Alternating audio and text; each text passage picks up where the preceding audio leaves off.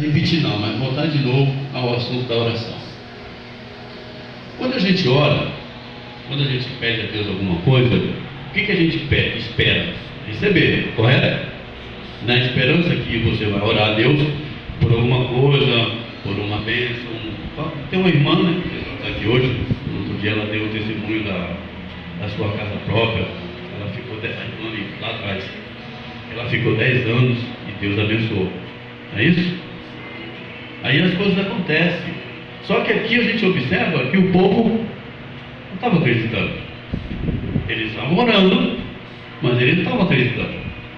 Então a nossa oração, ela precisa ser uma oração correta, uma oração simples. Quando Elias orou, o pastor citou aqui de Elias, eu gosto demais da passagem de Elias, que os profetas de Baal lá e outros ficaram orando o dia todo, né? Fazendo as preces dele lá para um Deus invisível que não existia, fez nada, e Elias fez uma oração simples e aconteceu. E ele esperou e ele creu, sabia que ia acontecer. Então quando a gente ora, quando a gente pede a Deus alguma coisa em oração, algo que a gente precisa entender na questão de oração e de esperar de Deus, é uma coisa espiritual. A nossa oração, ela precisa ser espiritual, porque o agir de Deus é algo espiritual e sobrenatural. Você precisa crer, confiar e saber que Deus vai responder no momento certo, na hora certa, no tempo dele. Mas a gente não pode duvidar, porque o próprio Senhor disse: quando pedires algo, peça com fé, não duvidando. Então, quando orar por alguma coisa, temos que aprender a orar da seguinte forma: Senhor, faça a tua parte, faça a tua vontade. A vontade de Deus precisa prevalecer, não a nossa. Mas você não pode duvidar e nem deixar de crer. Por quê? Porque é espiritual, as coisas acontecem quando você menos espera. O povo estava orando, o povo estava clamando, só que quando aconteceu o milagre, eles ficaram meio que em dúvida. Até eles veem que era verdade também. Assim como Pedro pensou que era um sonho, e era verdade. Então, o que a gente tem que ver?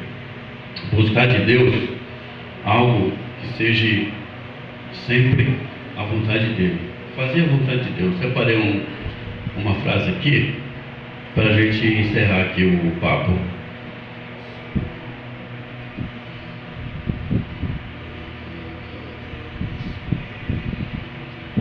Olha só,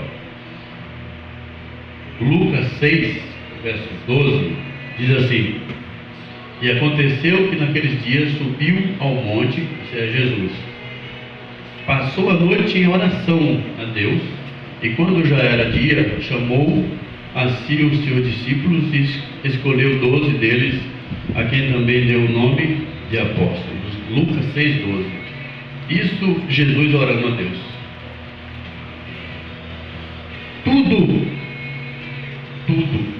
Toda a oração, tudo que nós, como ser humano, como cristão, como pai, como filho, como esposo, como marido, como diz o pastor, todos nós, antes de orar, ou antes de tomar qualquer decisão na vida, a gente precisa primeiro orar ao Senhor, entregar a Ele e confiar.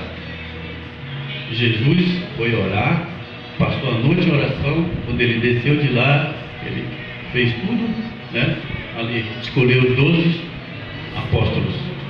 Então tudo que a gente for fazer antes, temos que orar. Antes de tomar qualquer decisão, ore. Quando a gente faz as coisas precipitadas, não dá certo. A gente tem vários testemunhos, várias experiências aí de coisas que se fazem sem pensar um pouco, e aí acaba acontecendo coisa pior, porque não pensou. E aqui no nosso caso, não é pensar, é orar. É orar: Senhor, está na tua mão. Eu confio, eu creio. Eu creio que o Senhor vai fazer o impossível, porque o possível eu fiz. Até aqui eu fiz. Aí daqui para frente é o Senhor. Amém? Devemos fazer isso sempre. Que Deus venha estar sempre nos guiando nesse sentido. Separei aqui 4 frases para abençoar a sua vida, amém? A oração pode transformar a sua vida. Deus usa as orações para lhe abençoar com: primeiro, paz. A paz de Jesus. Jesus diz: eu vos dou a minha paz, não a paz do mundo. O mundo não tem paz. A gente não tem paz se não tiver com Jesus. Se a gente pegar um exemplo. Semana eu estava falando em casa com a minha filha e minha esposa. Antes de o pastor falar, falei, acho que quarta-feira isso. Você pegar um peixe e tirar ele da água, ele vai viver? Não, vai morrer. Assim somos nós com Deus. Não podemos se afastar de Deus. Sempre estar com Ele. Isso é ter paz. É saber que Deus está conosco e que a paz vai reinar sobre nós.